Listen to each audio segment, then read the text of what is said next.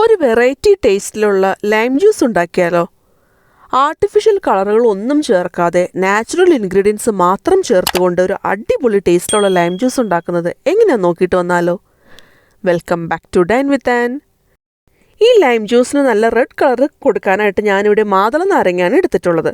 നന്നായിട്ട് പഴുത്ത മാതള നാരങ്ങ നോക്കി എടുക്കാനായിട്ട് പ്രത്യേകം ശ്രദ്ധിക്കണം കേട്ടോ. എന്നാൽ മാത്രമാണ് ഈ ജ്യൂസിന് വിചാരിച്ച പോലെ ഒരു റെഡ് കളർ നമുക്ക് കിട്ടുള്ളൂ കേട്ടോ.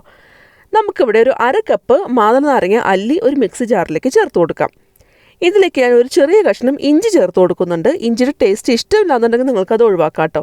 നിങ്ങൾക്ക് വേണമെന്നുണ്ടെങ്കിൽ പച്ചമുളക് വേണമെങ്കിലും ചേർത്ത് കൊടുക്കാം. അങ്ങനെയാണെങ്കിൽ നല്ല ടേസ്റ്റ് ആയിരിക്കും. ഇനി നമുക്കിതിലേക്ക് ഒരു 1/2 കപ്പ് വെള്ളം കൂടി ചേർത്ത് കൊടുക്കാം. എന്നിട്ട് നന്നായിട്ടൊന്ന് അരച്ചെടുത്തൊന്ന് കൊണ്ടുവരാം. ഇപ്പോൾ നമ്മുടെ മാതള നാരങ്ങയുടെ ജ്യൂസ് ഇവിടെ റെഡി ആയിട്ടുണ്ട്. ഇനി നമുക്കിതൊന്ന് അരിച്ചെടുക്കുകയാണ് വേണ്ടത്.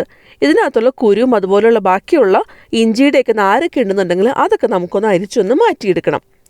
നന്നായിട്ടൊന്ന് അരിച്ച് നല്ല ഫ്രഷ് ആയിട്ടുള്ള മാതള നാരങ്ങയുടെ എക്സ്ട്രാക്റ്റ് മാത്രമായിട്ട് നമുക്ക് എടുക്കണം. ഇനി നമുക്ക് ആ ഒരു മാതള നാരങ്ങയുടെ ജ്യൂസ് ഒരു ജ്യൂസ് ജാറിലേക്ക് ചേർത്ത് കൊടുക്കാം. ഇനി അതിലേക്ക് നമ്മൾ ഒരു ചെറുനാരങ്ങയുടെ നീരാണ് ചേർത്ത് കൊടുത്തിട്ടുള്ളത്. മധുരത്തിന് ആവശ്യത്തിനുള്ള പഞ്ചസാര ചേർത്ത് കൊടുക്കാം. ഞാനിപ്പോൾ 2 ടേബിൾ സ്പൂൺ പഞ്ചസാരയാണ് ചേർത്ത് കൊടുത്തിട്ടുള്ളത്. ഇനി നമുക്കിതിലേക്ക് 1/2 കപ്പ് നന്നായിട്ട് തണുത്ത വെള്ളം ഒഴിച്ചു കൊടുക്കാം. എന്നിട്ട് നന്നായിട്ടൊന്ന് അടിച്ചെടുത്തൊന്ന് കൊണ്ടുവരാം.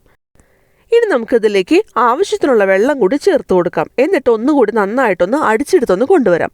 ഞാനിപ്പോൾ 2 ട്രിപ്പായിട്ടാണ് അത് അടിച്ചെടുത്ത് കൊണ്ടുവന്നിട്ടുള്ളത്. നമ്മൾ ടേസ്റ്റി ആയിട്ടുള്ള ലൈം ജ്യൂസ് ഇവിടെ റെഡി ആയിട്ടുണ്ട്. മധുരമൊക്കെ ഒന്ന് ചെക്ക് ചെയ്ത് നോക്കുക. മധുരം ഇനിയും ആവശ്യമുണ്ടെന്നുണ്ടെങ്കിൽ പഞ്ചസാര ചേർത്ത് കൊടുക്കുക കേട്ടോ. നല്ല ടേസ്റ്റാണ്. കുട്ടികൾക്കൊക്കെ കൊടുക്കുകയാണെന്നുണ്ടെങ്കിൽ ഇഞ്ചിയുടെ അളവിൽ കുറച്ചുകൂടി വ്യത്യാസമൊക്കെ നിങ്ങൾക്ക് വരുത്താവുന്നതാണ് കേട്ടോ. ഇത് സെർവ് ചെയ്യുമ്പോൾ നിങ്ങൾക്ക് ഐസ് ക്യൂബ്സ് അതുപോലെ കുതിർത്ത് വെച്ചിട്ടുള്ള സബ്ജ സീഡ്സ് അങ്ങനെ എന്ത് വേണമെങ്കിലും നിങ്ങൾക്ക് ചേർത്ത് കൊടുക്കാം കേട്ടോ.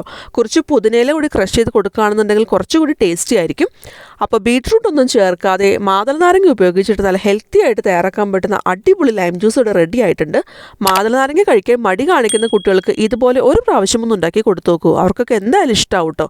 അപ്പോൾ എല്ലാവരും ട്രൈ ചെയ്യണം. എൻ്റെ ചാനൽ ആദ്യമായിട്ട് കാണുന്നവരാണെന്നുണ്ടെങ്കിൽ സബ്സ്ക്രൈബ് ചെയ്യാൻ മറക്കല്ലേ. വീണ്ടും വേറൊരു അടിപൊളി റെസിപ്പിയായിട്ട് അടുത്ത വീഡിയോയിൽ കാണാം. ബൈ.